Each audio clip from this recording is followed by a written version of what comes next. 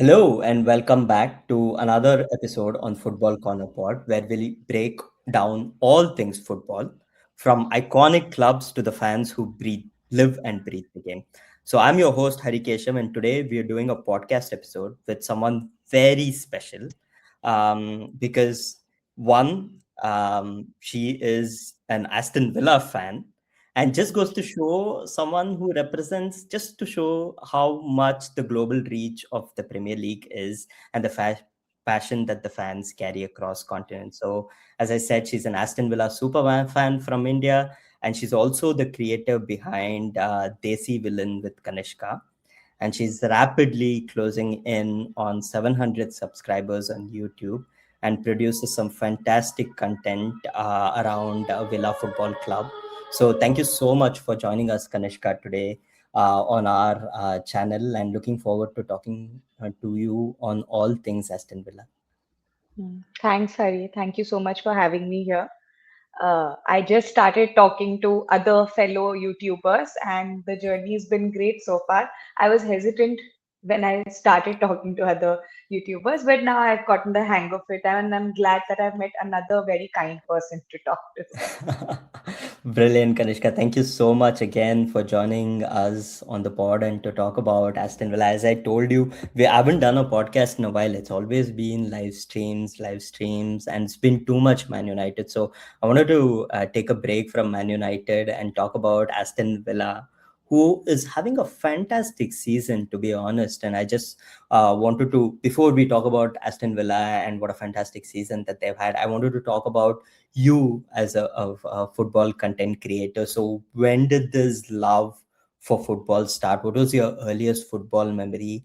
And can you remember when you fell in love with Aston Villa and when you started,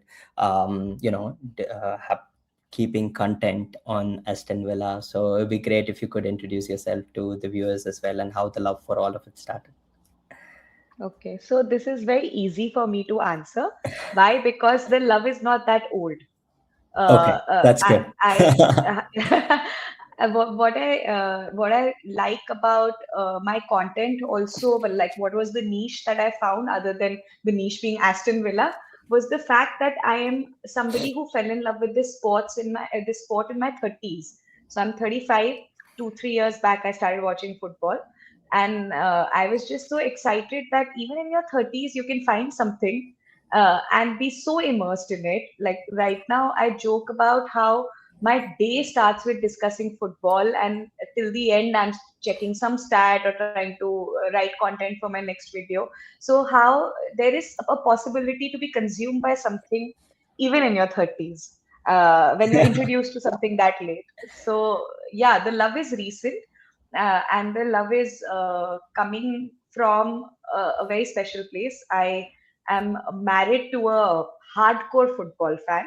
He's Nice. a Chelsea supporter, and I felt that so much of his life was about football. He plays also, and then he watches also.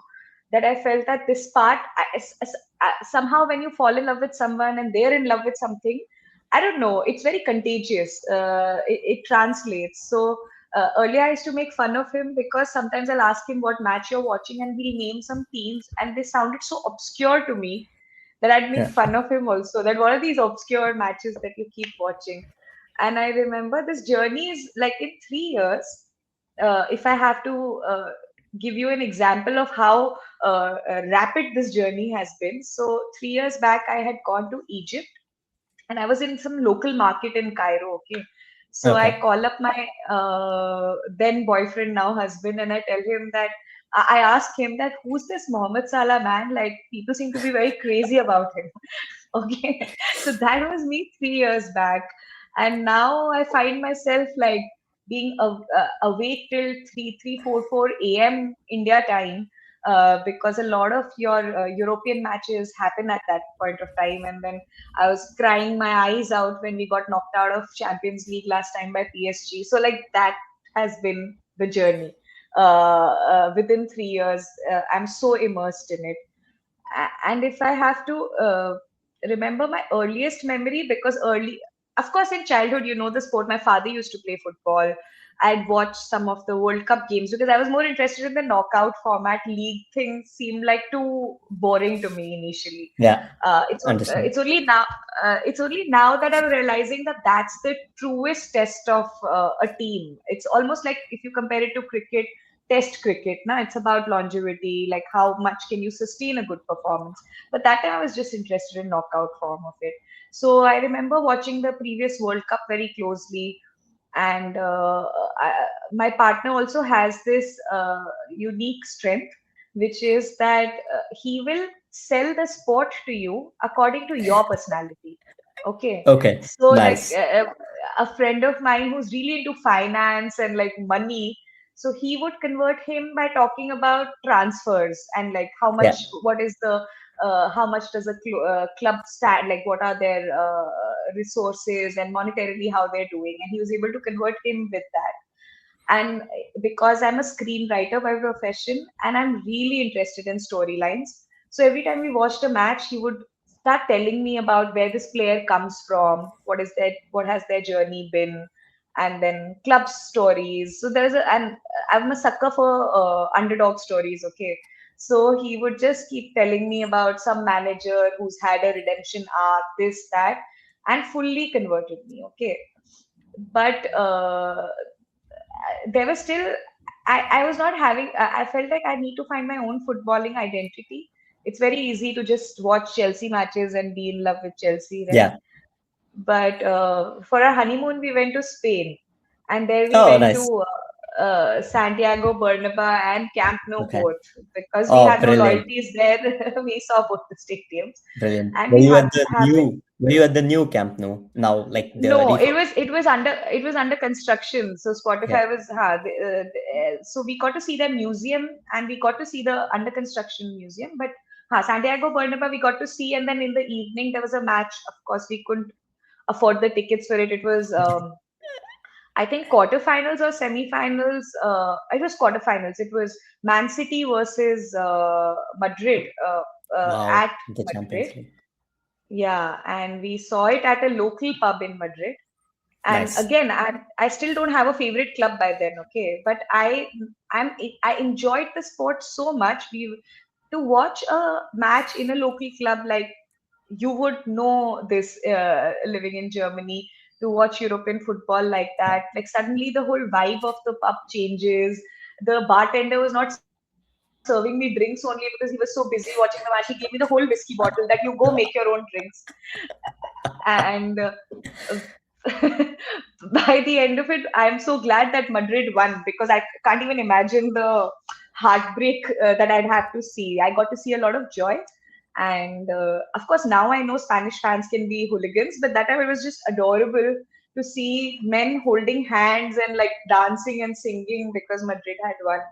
So all of this like collectively contributed to me falling in love with the sport, because I felt like this is a community I'd want to be a part of. And more I got to explore it with my husband. I felt like if I like I was started feeling FOMO, that if I'm not a part of this, then I'm missing out on something exceptional. So yeah, all of this collectively converted me into a football fan. Nice.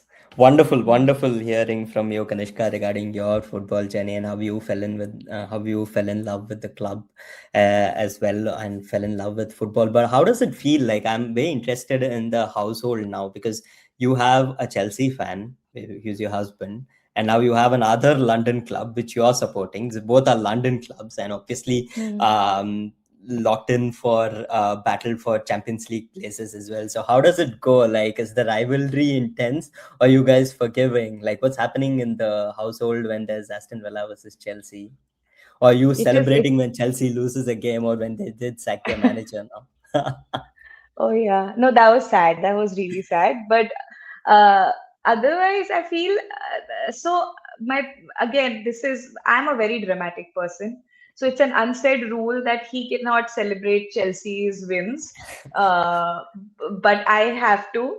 Also, because it's almost the relation is that you're the host. I'm a new person who's entered the sport, so you Fair, have to be the kindest to fair, me, right? fair. So no, I'm not too sure if it's fair, but I think it's more of our personalities, because he's a I'm sure he feels a lot because he's so passionate. That's how he converted me into a fan. But as a person, he's very mellow, and I think he's very objective. I am that emotional person who will always feel that my team is the best, and like people don't recognize us, and we are the best, and all of that passion comes from this side. So it's very one-sided, all the drama in our house. We've Since I've started following Aston Villa, we've had four Chelsea matches that we've had to experience together, Mm, and it is very tough, like the time leading up to that, yeah, because yeah.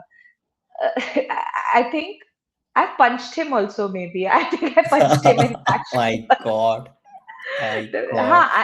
I think we lost to them 4-1 or something. I was so Yeah, pissed off. I was so yeah, pissed off. And then they had a drop in their form last season. So then we won against them. That was quite nice. And then this time also we won against them. So I think he's happier because he can't deal with Chelsea winning and then him having to deal with my yeah, tantrums. I think. yeah. So yeah, Absolutely. but that was also tough. Last season, we were again battling for the Champions League position, and at one point of time, it could have been anyone because last time the fourth spot was quite a there was a competition for that, and I. At one point of time, it was not even between Chelsea and us. It was then between Newcastle and us. And that I think the last day, every match was happening at the same time, and everybody's results, yeah, and Enter Man the chat, United. Manchester United. That final match was a horrible. Must have been a horrible watch for Villa fans. Yeah, It was madness from too bad. Martinez. Yeah, Yeah, yeah, and I was also pissed off because it seemed like an easy fixture. yes, Seeing Man United's form, in especially the second leg or the second half of the season.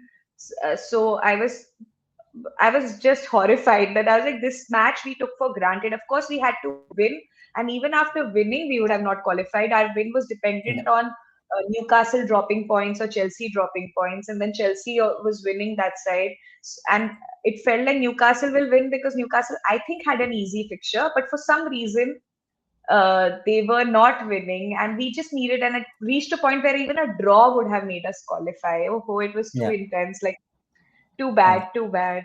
It took me till now. I think I have not recovered because as an Aston Villa fan, it's not just not qualifying for Champions League. Like, remove the glory of it. It's also the financial aspect of it, right? Like, to not have the money to retain your players or buy players. That was a big one, and yeah. that thing I keep feeling till now. Yeah, yeah, absolutely. So thank you so much, Kanishka, for your introduction. And I mean, it was more than an introduction, right? It was more of how you were initiated into football and how what happens in the Kanishka household with two people supporting two different clubs. So thank you so much for your insight on that. I'm sure the viewers really appreciated listening to it, and it's a very fresh perspective, and it's really nice to have new fans who are blooded into the game the right way. And it's also very, very nice that you said one point that I really liked, where you had to find your own footballing identity. You had to fall in love with a club, and also how that matched with the manager redemption arc, and more importantly, you loving underdog stories as a screenplay writer. So I think Aston Villa seems like a wonderful club to support. I think even Tom Hanks supports Aston Villa, because I think the first time he saw them play, and then he just loved the name Aston Villa. Like, Yeah. and I just looking at your channel name here as well, Desi Villain, I think fits really well with your channel. So, guys, I would just, whoever's watching this, I would really like to urge all of you to subscribe to Desi Villain with Kanishka, who's just on the brink of reaching 700 subscribers. So fantastic job there, Kanishka. And also, more Thank you. importantly, the content that she does, as you can see, she's a screenwriter, and she really, really brings her strengths into making content. And they're so well made, and the amount of information that she provides, and the fixed amount of time that she does get. It's fantastic looking at your content, Kanishka, and we can't wait to see what you do forward with all of this content.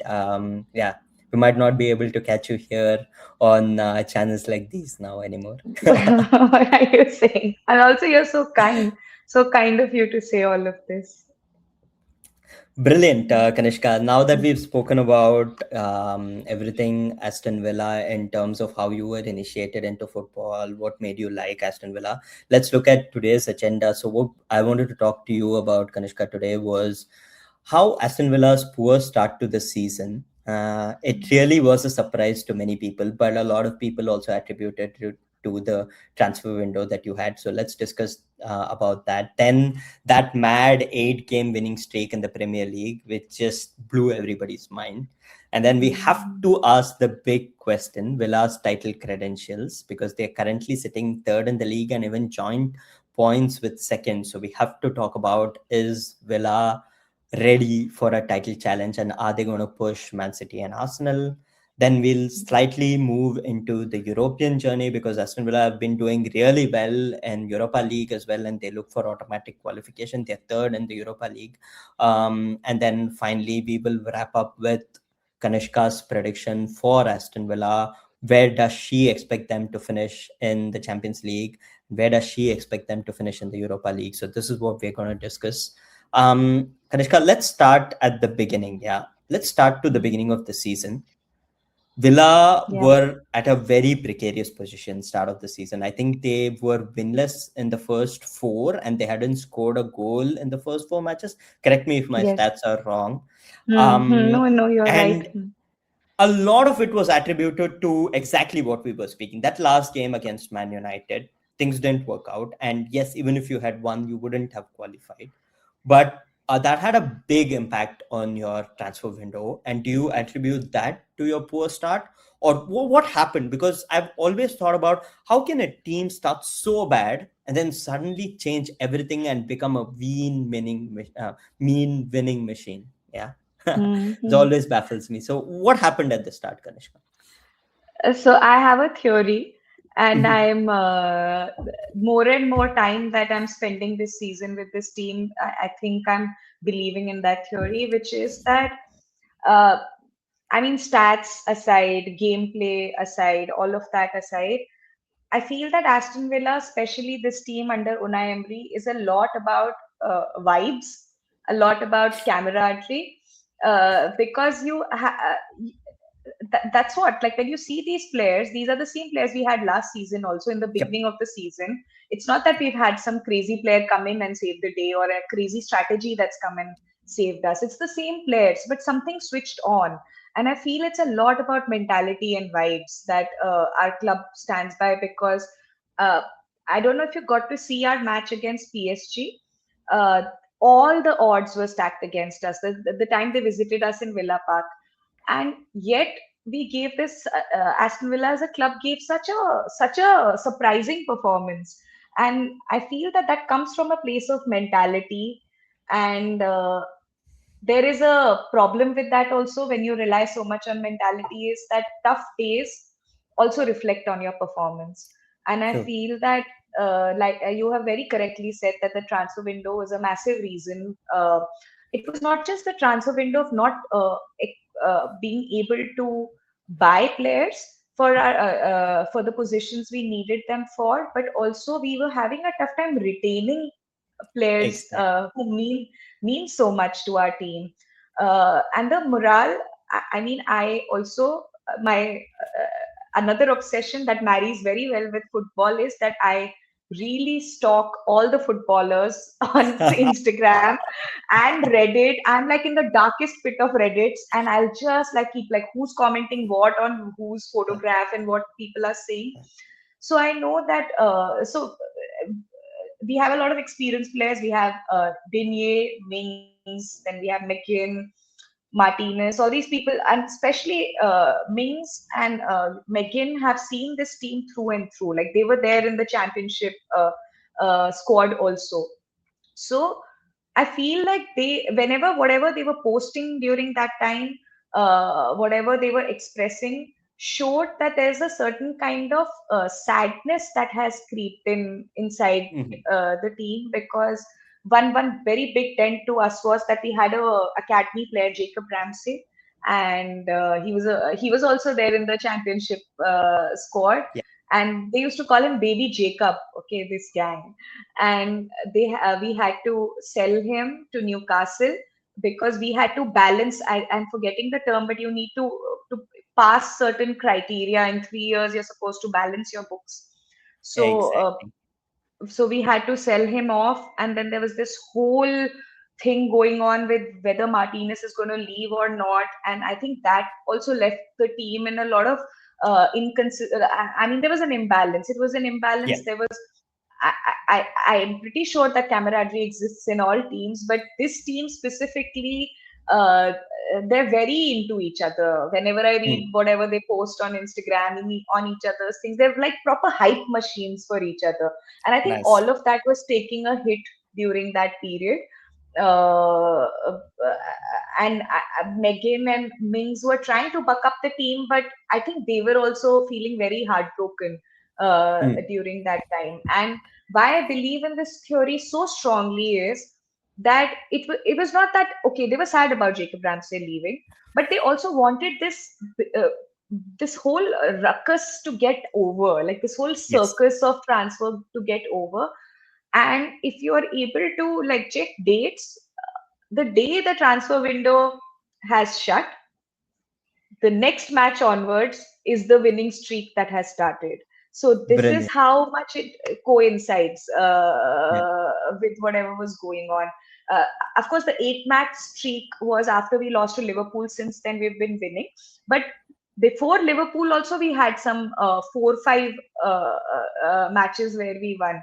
So I feel that the day that transfer window shut, na, then they were all like, okay, this is what we have. This is what we have Yeah. to do with. And I think Unai Emery is brilliant with the. Uh, if you also compare it to the recent manager sackings, like whatever my opinion is on that, I feel that Unai Emery is one of those managers who will make do with the resources that he's given. And Aston Villa has players which are constantly playing out of their positions. We don't have wingers. We have defensive midfielders playing attacking midfield. We have Megan playing in wings, and we have Rogers playing out of his position and all of that. And in spite of all of this, I think Unai Emery's vision brings something where they're so motivated to do the kind of things that they're doing. So I think, like to answer your question, that whole switch happened. It's showing in our journey. The mentality shift is a big support. Uh, and another thing that Unai Emery is able to do, which I find special. Now, of course, it's all going to sound biased also because I'm too much in love with my team, right? So, Absolutely. uh, No, no. so Please. I feel that there's a lot of talk about vision, like a manager's Mm. vision, this and that. I come with this vision. I need to stick with this. I need players to support my vision. But I find Unai Emery very, very adaptive. Very Yeah. adaptive. He is dynamic. Uh, I am so new. I mean, my ball knowledge is still growing. I don't know a lot. But you trust your eyes, right, when you watch a match. So uh, I know that we are playing very different football in most of the matches because it switches to the kind of team you are set up against, and all of that dynamism is a big factor why this switch has happened. Yeah, that's what I feel. Absolutely. I think you couldn't have hit the nail, like you couldn't have hit the nail better, Kanishka. I think the stat that you said about the transfer window closing and then Aston Villa, starting to buck up and trying to get stitch a list of win togethers. I think that's a big, big thing because I know as a United fan, and it's no big secret that Amorim wanted Dibu Martinez at Man United before, the management said that they wanted to go for a younger keeper. Who can forget that? pre-match press conference where Unai Emery just kept saying dessert like a like I don't know 100 times to all questions. You could have really seen his frustration because one, Aston Villa were left bare bones, and two, they had to sell some of their academy prospects and young prospects to not just balance the book but to stay, without any trouble from PSR. Which is the profit and sustainability rules. Hmm. And three, if your mainstays at the team, when you look at Aston Villa, you're looking at mainstays like Mings and McGinn and Dibu Martinez and Ollie Watkins. If their heads are now turned for a transfer, obviously the morale is going to be quite low. But once the transfer window shuts, and as you rightly pointed out, and that is why I so admire Unai Emery, this man doesn't get his flowers for the resources that he's given with the tools that he has, with all the problems that he faces. Even now, with the injuries at centre back for you guys, with Pau Torres gone, and I think somebody else is also injured, if I'm not wrong. And he's Mings, brought in Mings and Victor Pau Torres. Lindelof. Exactly, Mings and Pau Torres, yeah. And now Victor Lindelof appears, and when he left Man United, to be honest, on a free, we knew he was a good player, but we thought, he's not for this league. He could, probably it's going to be Saudi or a league slower, and it just goes to show the best attribute of a manager is to bring the best in the players that you've got and the resources that you've got, and no other manager in the Premier League, and I can say that with some authority, that brings about the best with what he's got. And Unai Emery does deserve his flowers, and that's why it's just brilliant to talk about Unai Emery. And I just want to also ask your opinion on that, Kanishka. We all saw what happened with Unai Emery at Arsenal and how much he Mm-hmm. was disrespected. And you also mentioned this earlier in the podcast about him having this redemption arc. Don't you love such characters, right? When given a second chance, at a club which probably does not have as much as a big pressure at Arsenal, but Aston Villa are a huge club. They are European champions, something that Arsenal cannot still say to date. Still a big club in terms of name, with in terms of history, but to go there and do what he's done with the resources that he's been given, I mean, this guy is something fantastic, isn't he? You're right. In fact, the Arsenal story was one of the reasons when I told you that I was listening to all these storylines and choosing the club that I wanted to support. So I remember my partner telling me specifically of that time when he was earlier an Arsenal coach, and the kind of bullying that happened Yeah, there. His absolutely. whole the good evening became a thing of mockery. And then he went back to Spain, and then he came back, and like, what a comeback. I think his comeback to EPL and Aston Villa's rise in EPL coincides. They run parallel, Yep, and which is yep, amazing. So if I had to like tell you two things that made me an Aston Villa fan, of course, now you're in love with a lot of things. Once you start following a club, there's so much yeah, to love.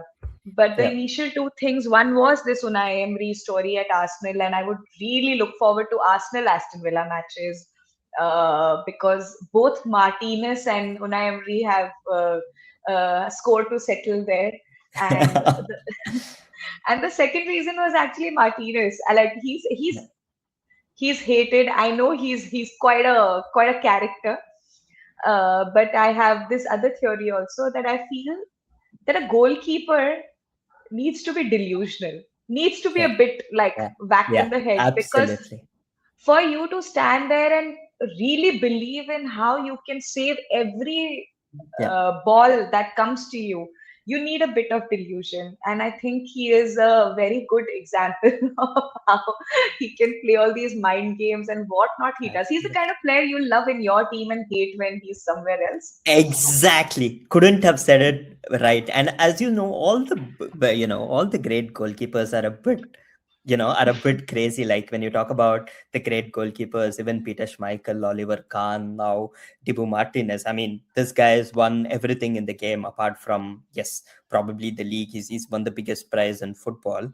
But, he's the kind of player I can, from Man United perspective, tell you a bit like Bruno Fernandes.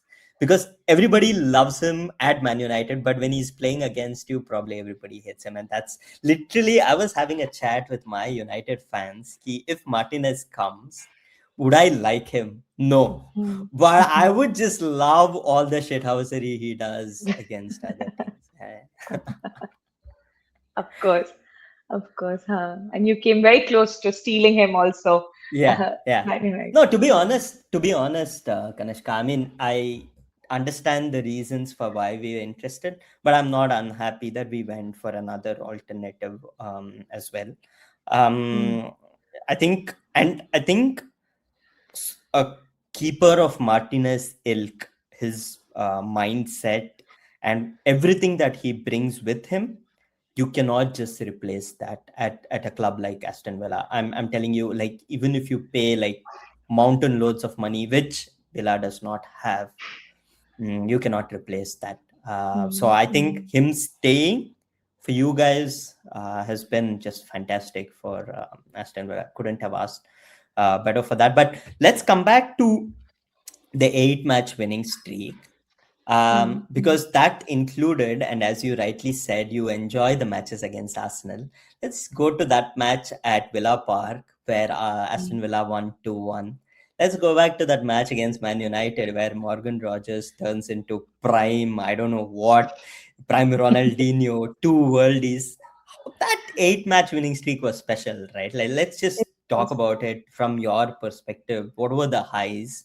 What, like, what was that madness? Because we haven't seen, if we in the Premier League see a team that goes on this mean winning streak, it's usually Man City. That's how it's been for the um last few seasons. And now for a Hmm. team like Aston Villa to go on this run, especially this year when every team is losing to another team. I hope you saw that circle where That's every right. team has Yeah. beaten every other team. In a situation like that, to maintain consistency, how was that for you as a Villa fan? Incidentally, it started with our match against Man City, the one Yeah, that the team that is supposed to have these kind of streaks, right? yeah. I also remember it was my birthday, so Okay. I was and it looked like it. We had some tough fixtures, and it felt like okay, this is now we have won some, lost some, but this somehow we just come out with one draw. Also, it will be fine. I think it was Man City, Chelsea, Arsenal. We had these back to back, and these sounded like very tough matches. And then when we won the Man City match, I was then I started dreaming. As a fan, you start dreaming. Oh, if we can beat Man City, then maybe we can have a good match against Chelsea, a good match against Arsenal, and then that just kept translating into good performances. Players, a lot of goals that we did in those matches were outside the D. So there was this discussion also that started that whole. What is it, estimated goals thing, that we are Yeah. outperforming and there's going to be a dip in this form. All of that Mm. narrative started that this is not sustainable what we are doing. But if maybe I was feeling protective of my team, but anybody who's watching Aston Villa's matches closely, I felt that they would appreciate that this was not just some dumb luck that we were riding Mm. on, or a fluke that we were riding on. Other than what our players, I mean, I think all our wins, the best part about them was even if a player was scoring two goals and making a team win, the contribution to those goals or the contribution to great defense came from everyone. So when you see that, it feels sustainable. It feels like everybody has contributed to every win. In fact, our bench was being used so well. Unai is so good at it. Like every substitution is so with purpose, because there were some 4 or 5 matches back to back where somebody's come from the bench and within 4 to 5 minutes has scored a goal. So it is strategic. The way he's conserving energy, the way he's bringing and replacing the strike, like what he was doing with Marlin and Watkins, and how he was using both of them. Similarly, at the wings, how he was substituting players. It was such a delight to watch all of it. I know this word is overused, but this whole Unai Emery masterclass that you got to see in every match. Uh, of course, a lot of people say the match that he had against Arsenal, that last goal that I think Bundia did in a few last seconds, which I've never seen in my viewing experience, to have a Nice. win that at that end. But another thing which was different about that match was that, like I say, that Aston Villa, we are the same team from last season. Last season also we had a good run. I think Yeah. we outperformed what was predicted for us last season as well. People thought we'll come eighth or ninth. That was the general prediction, and we were sixth. Uh, this year it's the same players, but I think something switched in with the surety with which they play. Like every pass is coming from such a confident place that you only saw lately Liverpool, Man City, and Arsenal play with that surety and that whole intention that this is supposed to go this way. And I see that in Villa now, and that's a new Mhm. thing that's come our way. Like even the match we lost to Liverpool, if you look at our performance, you would not hate the team. You would not have Yeah. anything to criticize. So yeah, all of that has made all fans delighted. But another thing that I have to say, because I the idea to make this channel was to find fellow Indian fans. I've still not found a community of Indian Aston Villa fans, but there's a community on Reddit, and now the followers I have on YouTube, that I'm connected with a lot of people in Birmingham, and uh, there can be a lot of followers of mine on YouTube, but the ones that are following me from Birmingham are my special people, because I really get to discuss things with them. We sidebar on Instagram and on Reddit, and there was this whole mood where we couldn't believe it, what was happening. And I'm still a new fan. Imagine Yeah. people who've been born and brought up there. They're like Yeah. second Yeah. generation. Our, Yeah. I think our run was something that Aston Villa had after 111 years. So imagine generations have passed and they've not Yeah. seen Aston Villa Yeah. perform this well. Yeah. So there was a certain sense of we didn't want so many eyes on us, because Yeah. since last 2 seasons we are unassuming, not in anybody's lane, doing our own thing and reaching wherever we wanted to. But that Arsenal match really brought a lot of eyes on us. Suddenly people are calling us title contenders and whatnot, and the fans just couldn't digest it. The fans were like, the best thing about supporting Aston Villa is that every win feels like a win. For Yeah. others, it can be very sad that they got knocked out of Champions League in quarterfinals. For us, it was a win that we reached quarterfinals. For us, it was a win that we reached semi-finals of FA Cup. Yeah. So we're so used to celebrating these mini victories that as fans, we were discussing that, is that going to change? Because we want to still feel special about these small, small things that our Yeah. club does, which they're doing after almost a century. And we were very worried that now too many expectations are there, and like, will our happiness, how will we deal with what gives us serotonin boost now that we expect so much out of the club? The expectations don't just come from fans in Birmingham, but now fans in Manchester, other parts of London, and everybody. Because everybody who doesn't want City or Arsenal to win the title are now supporting Aston Villa. So obviously, the amount of eyes that Aston Villa are getting have multiplied. I don't know, like 100-fold for sure. But we talked about that game against Arsenal. But there was another game against Arsenal, the most recent one, where Arsenal did bring you Demolished. to, yeah, okay, I didn't want to use that word, but yes, now that you have used it yourself, yes, it was a demolition of sorts. It was like, Hmm. yes, Villa did not have a chance in that game, and Arsenal did do things that I've never seen them do. They do look like title contenders, and for once I feel that, they're doing all the right things and they have all the right tools. But mathematically, Villa are not far behind. They are 6 points behind Arsenal. And obviously, if you're talking about the title, you have to talk about Aston Villa. So, Kanishka, you have to tell me now ki we are now 20 matches into the Premier League, and now there's 18 more matches left. What do you expect from this Villa team, and when do you think that will you already call them title contenders now, or you're gonna say nahi nazar lag jayegi? I'm not gonna say. I'm gonna keep quiet. I'm gonna say, let's keep on stitching these good results together, and then at the end of game week 30, 31, then I'm gonna come out and say yes, we are in the picture for a title race. What's it gonna be from you, Kanishka, now? Hmm. I think this will not sound like an honest answer, but this is as honest as I can be. I want Aston Villa to qualify for Champions League. That is the most important thing as a fan for me, But that is because guaranteed, Kanishka. With Unai Emery as a manager for Europa League, that is convinced. You are hmm, getting Europa League. I have never seen Unai Emery not win Europa League. He took that now I Villarreal will say team don't and put beat Man Nazar. United. Now I'll No, say no. don't put Nazar. When you sign Unai Emery, it comes with the Europa League title. Like Unai Emery and Europa League are meant for each other. No other manager has won it more times. And I can tell you, Yeah, as a United fan, a Villarreal team devoid of all star players. He beat us. He beat mighty Manchester United to win the Europa League. So, and he's done that multiple other times as well. So, Champions League for me is a foregone conclusion. Let's talk about the Premier League now.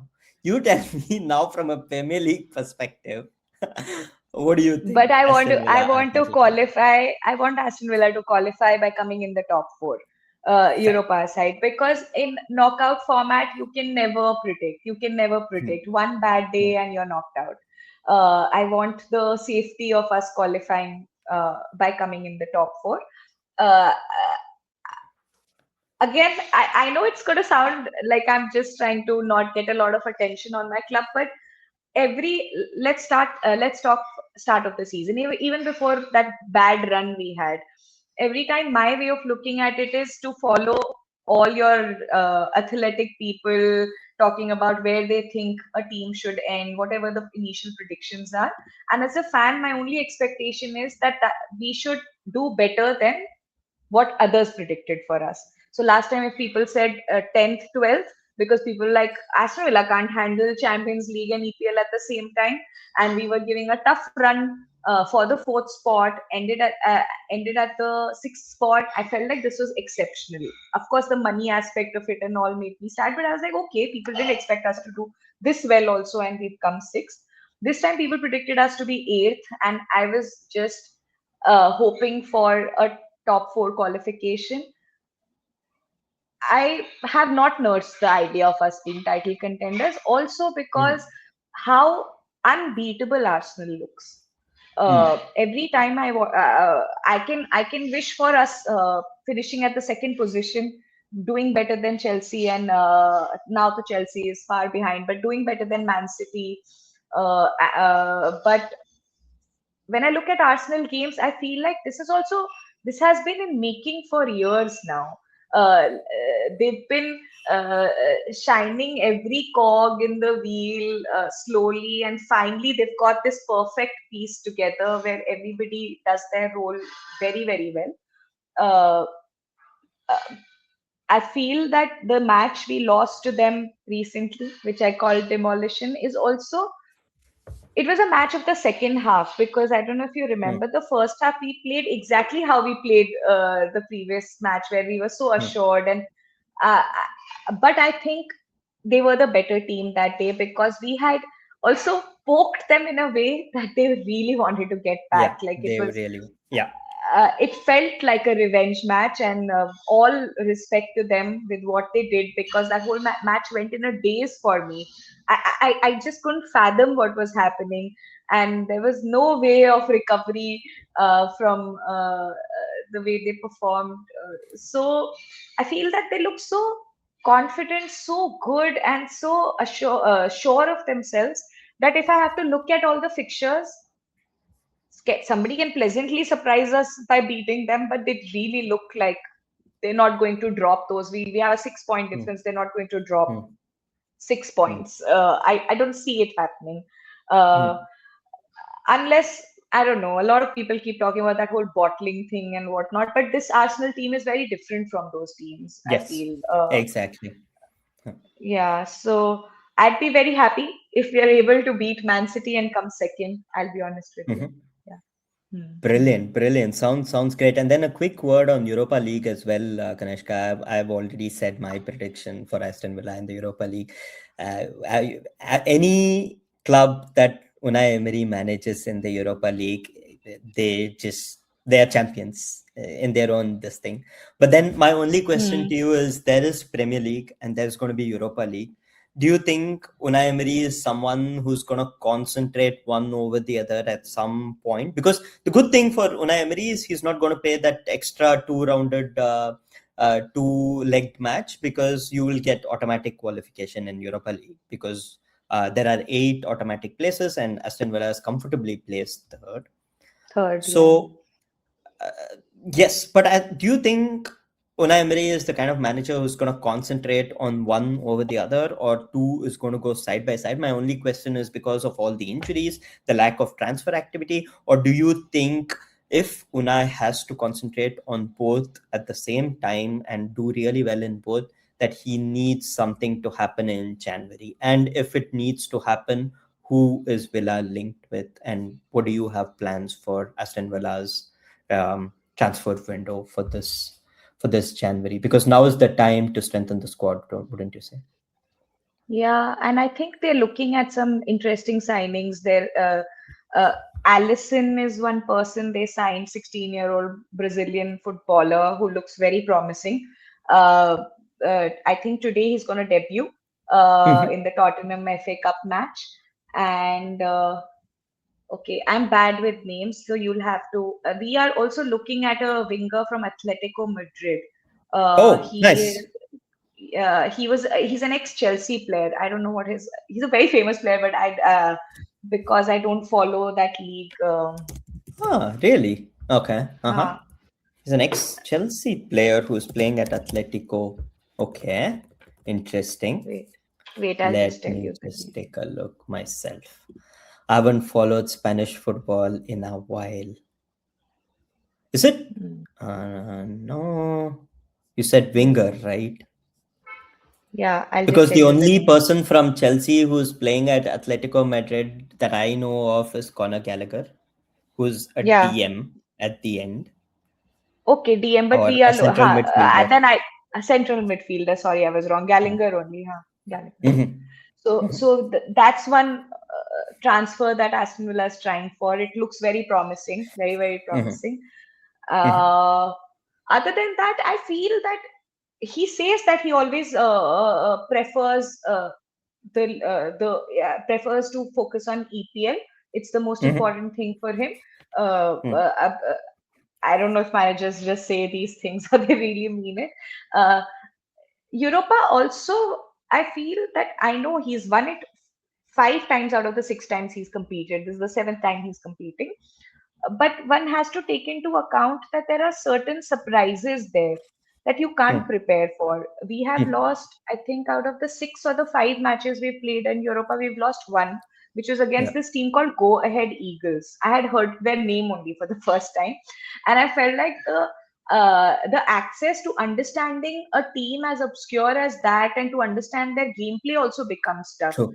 And True. like I said before, also that knockout in knockout anything can happen. Some team Yeah. can surprise you because you're Yeah. not well versed with how they play and Right. what their players are capable of.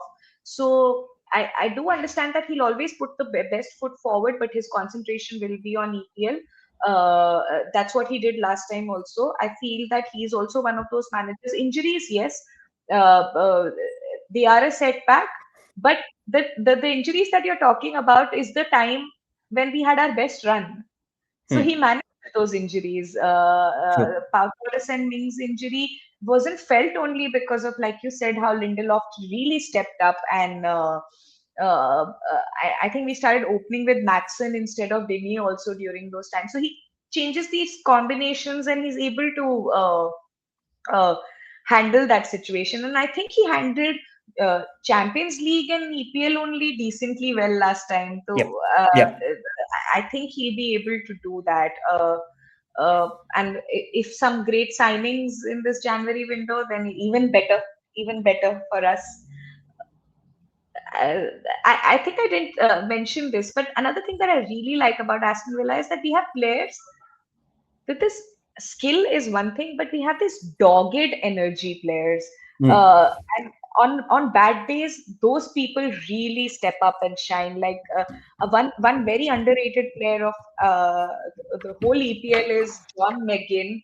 I don't think Mm. he's given a single bad performance this season. Yeah. No bad Yeah. performances. He's truly a captain. When we didn't have our goals, when we couldn't have, it was like this jinx that we had to break. Elliot was the first one to give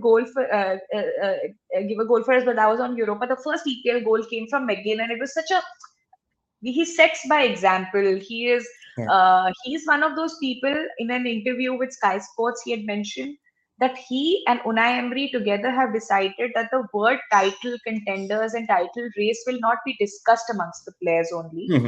And he Nice. says that he comes from the experience, because he's like, I have seen what it meant to play in championship. I've seen it all. And I think we have to just keep our heads low, concentrate on one match at a time. In fact, the joke, I don't know if you know about this, John McGinn's our last match in Nottingham, I think Nottingham Forest was the one he scored 2 goals. And he Yes. usually does that eye thing to Yeah. celebrate, but last time he became a bull and he did this, Yeah. okay? So Okay. then also I researched the hell out of it to find out what was this, some inside dressing room joke. But what it meant was that every time Unai Emery says one match at a time, he goes like one match at a time. So they think he looks like a Oh, bull. So that's what he was okay. imitating when he Brilliant. scored that goal. But yeah, that's the mantra. One match at a time. I think that's for Unai Emery also. He's a humble person. He's a very humble person. So he's approaching this with humility, not letting the wins get to his head, and not he's not taking Europa for granted. Also, and the fans are also not taking it for granted. Yeah. Perfect. That is all we have for you watching. And Kanishka, it's been an absolute pleasure. I hope it's been a good evening for you doing this podcast. It certainly has been a good evening for me. And I really hope that the viewers who are watching this switch it on as your evening pastime to do during the weekend. It'll certainly be a good evening for you as well. Your passion for Aston Villa and your journey as a fan from India, and all of your insights and your inside stories, and how much you follow the club, and how you do it, and how passionate you are, not just as a new fan, because it's very, you can, as someone who's been watching football for a couple of years now, such as me, it's very easy to root out who's a new fan and how interested you can be. But you are not, it at least for me doesn't feel like you are a very new fan. Even though if you are, then I'm quite surprised by how much you already know about things, and how much you spend on the game to immerse yourself in all of this. It's been a fascinating talking to you, Kanishka, not just about Aston Villa, but about football in general. Thank you so much, Hari. And you've also been very, very patient and kind in listening to all that I had to say. I have so much to No, say no, about my club, and you were so absolutely. kind to, and I loved answering your questions. I think I have nobody to talk to about Aston Villa in India. So I think that the online YouTubing community has made me feel less lonely also as an Aston Villa fan. And that's a big one that I've gotten out of this whole YouTubing journey. So thank you. Thank you Uh, so much for having me. Absolutely, Kanishka. And I just want to say to viewers, whoever is joining us on the podcast, or do view it, please go follow Desi Villain. I'm sure if you are looking for, if you are in a fix, if you are new into football and you want to immerse yourself into understanding about the game, then you have to follow Desi Villain, because people like these are the ones that help you to choose that club that you would like to support if you are going to get into football. And I can just say, from all that I have seen from Kanishka, her content is fantastic, and she really brings her screenplay and film expertise into all her content that she does make. And most importantly, she gives fresh perspectives as a new fan as well. It was really, really nice talking to you, Kanishka, and I just can't wait to have you more on the channel. And whenever you feel the need to talk more about Aston Villa, you know whom to find. And you Thank you, also Hari. have this platform which is always open to talk about Aston Villa as well. Thank you so much. This was too much fun. Thank you. Thank you so much, Kanishka. Guys, as I said, do check out Desi Villain with Kanishka. She's on, as you can see, if you can zoom in, she's on 699. So just go one subscribe, one like. I'm sure you're going to push the needle to 700, which is a fantastic achievement, Kanishka. You should be very, very proud of yourself. So do, guys, please, guys, go do like, subscribe, show all your love to Desi Villain with Kanishka. And when she reaches 700, what is your plans? What are your grand plans, Kanishka, when you reach the grand mark of 700 subscribers? No plans I have. No plans I have. I feel that as a filmmaker, it takes a long time to make your film. YouTube gives me the pleasure of creating content and getting reactions. So that has been the gratification I've gotten. I just want to meet more kind-hearted fans from different clubs and interact with them, have more people to talk to about football. Yeah, that's the intention and plan. Brilliant, brilliant. Thank you so much, Kanishka. And as Thank you always, for guys, having me. whoever thank you so much, Kanishka. And as always, guys, whoever has supported us, this channel, Football Corner Pod, you guys are fantastic. Thank you so much for always supporting us on YouTube, off YouTube. Your kind messages is what that helps us keep growing. And we will come together on either a live stream or a podcast soon with another cracking episode, with another very fun, insightful guest as well. So please do stay tuned. And until next time, please stay safe, take care. And as I always say on this channel, be aware of any corners taken quickly, as we are called the Football Corner Pod. Take care, guys. Have a nice one. See you. Bye.